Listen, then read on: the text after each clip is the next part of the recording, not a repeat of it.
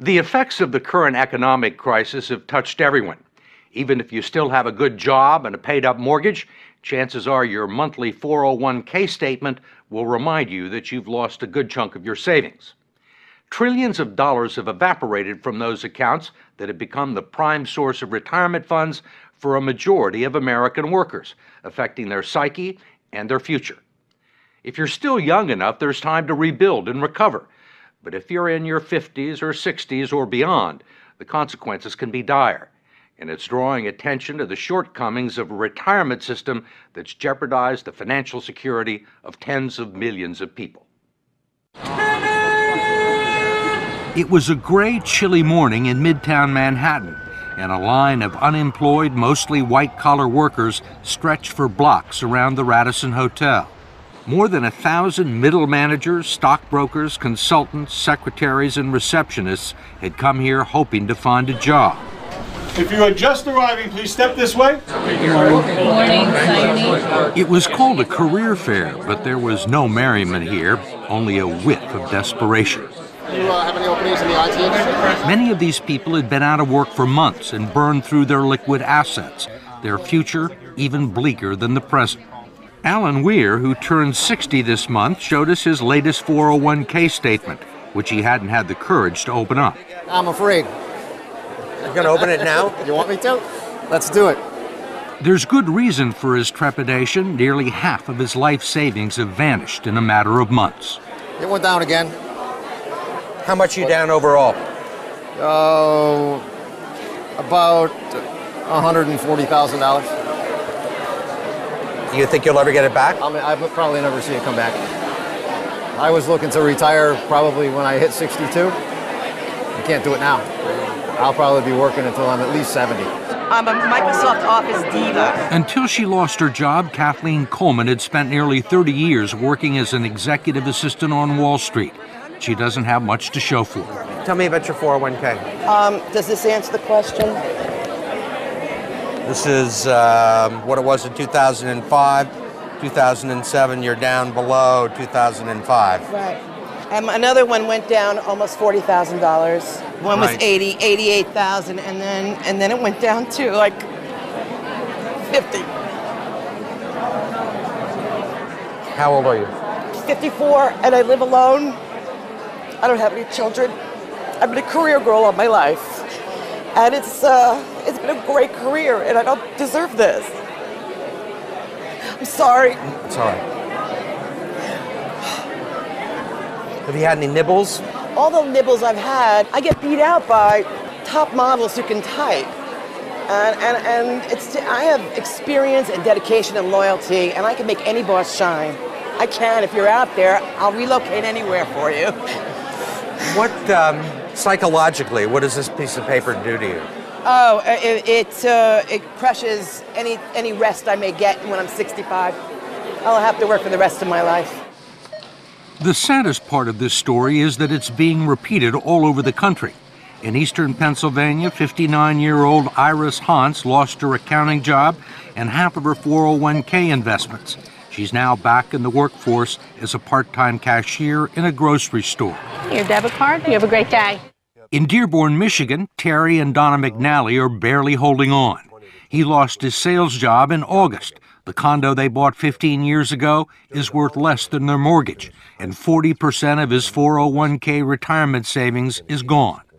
Donna is the main provider now. Let me hear you count to 10. Can you count to 10? 1, 2, running a daycare center out of their home. 6, 7, 8, 9, 10. Are you here for Joan? Yes. Terry considers himself fortunate to have found part-time work greeting the bereaved at a funeral home and making lattes at Starbucks. There you go. Where colleagues young enough to be his grandchildren have taken him under their wing. What's the hardest part? I'm no longer sitting in a computer or driving in a car to a call. You know, suddenly I'm standing for 4 to 6 hours and greeting people or making drinks or trying to learn the process and the food business thing, which is very difficult. It's tough, but I'm proud of him. At his age, to be doing what he's doing.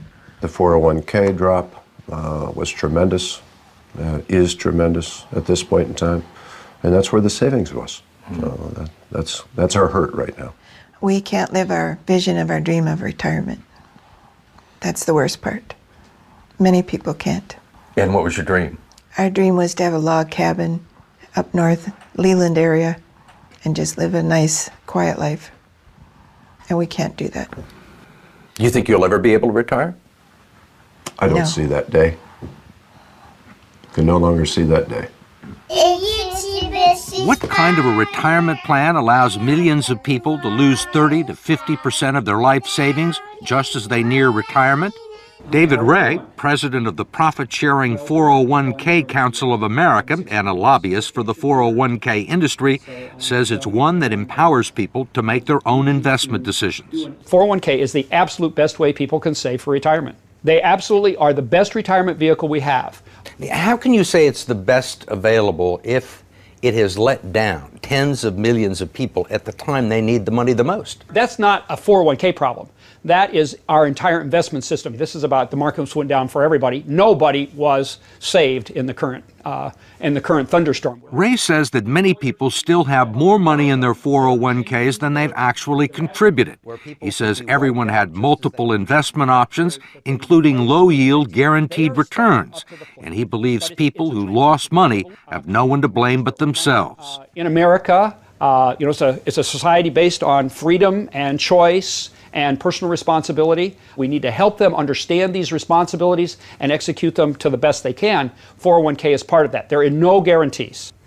What about the people who are 63 or 64? A lot of those people were thinking about retiring. Well, and now they aren't. Well, I mean, a lot of them were retired and have to go back into the workforce. Well, but that was not a 401k problem. That's an investment system problem. The markets go up and down, and if those people chose to take equity risk, there was a logical outcome. But in fact, the 401k plans that have become the primary source of retirement income for 60 million Americans were never designed to be retirement plans in the first place.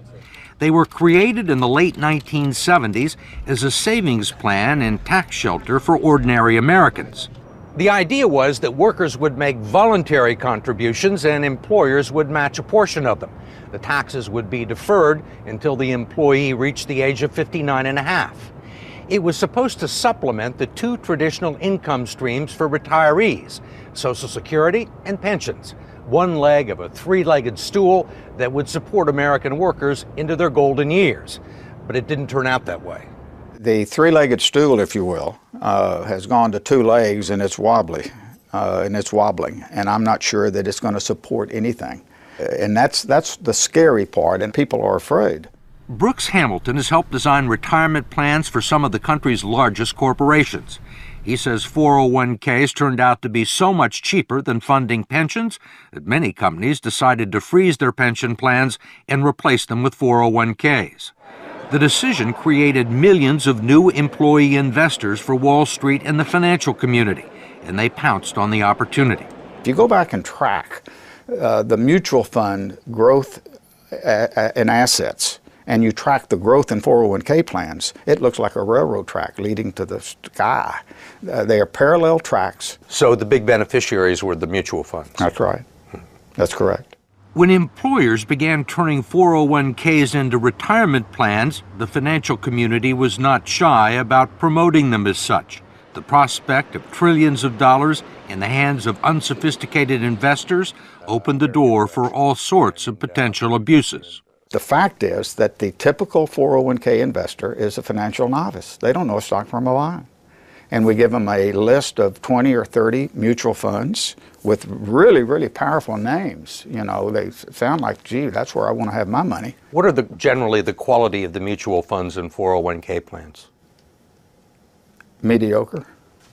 I'm going to be real honest with you. With half the funds on the list, really dogs, what people would characterize as dogs, shouldn't be on the list to start with. There clearly has been a raid on these funds by the people of Wall Street, and it's cost the savers and the future retirees a lot of money that would otherwise be in their account, independent of the financial collapse. Representative George Miller of California is chairman of the House Committee on Education and Labor and a staunch critic of the 401k industry, especially its practice of deducting more than a dozen undisclosed fees from its clients' 401k accounts. Now you got a bunch of economic wizards jumping in and taking money out of your retirement plan, and they don't want to tell you how much. You can't decipher it in simple English, and they're not interested in disclosing it or having any transparency about it. And most of the people that look at their 401ks have no idea that these fees are being taken out. No. Where would you find it? Where would you find these fees in this prospectus? You can look on any page you want, and when you're all done reading it, and you will find some of the fees and the commissions here, but you won't find them all, and I bet you won't find half of them. There are legal fees, trustee fees, transactional fees, stewardship fees, bookkeeping fees, finder's fees, and the list goes on and on. Miller's committee has heard testimony that they can eat up half the income in some 401k plans over a 30-year span, but he has not been able to stop it. We tried to just put in some disclosure and transparency in these fees, and we felt the full fury of that financial lobbying. David Ray, a lobbyist for the 401k industry, says he favors disclosing the fees, but his partners in the financial industry don't. You think most people know these fees exist? I think they know that there are fees. They don't know exactly how large they are. Why do you think the financial services industry is opposed to fee transparency? I don't know that they're opposed to it. I think the issue is... You don't think they're opposed to it? Well, they want to keep... You're a lobbyist in Washington, right? You know they're opposed to it. George Miller hasn't been able to get a bill to the floor. I think they want to keep the systems as simple and not make changes. They like the way things are, and whenever you push people out of their comfort zones, you know, it's an issue. I mean, they're comfortable with the situation because they're making a ton of money, or they have made a ton of money. Well, and their systems are set up in certain ways. You know, this is going to be a big change. We wanted to ask David Ray, who's been so bullish on 401k plans, one last question about what the future holds for people like Terry and Donna McNally and Kathleen Coleman, who you met at the beginning of this story. Dedicated, loyal, I can be there, there's nothing standing in my way. Thank you. Need a babysitter? Most of the people that we've talked to are 50 and 60 years old, right, and have sustained these losses, say there is no way they're ever going to make them back. Right. Do you agree with that? I think we have to be truth tellers. I think that when a person has hit this point and we've had this unfortunate situation, I don't think we can misrepresent what the possibilities are. And the reality is that money's not coming back that they've lost. They can't count on it. They have to, maybe they have maybe if they work 10 more years, it'll come back by the 10, but it's important that they not have unrealistic expectations. For more information on your 401k, go to 60minutes.com.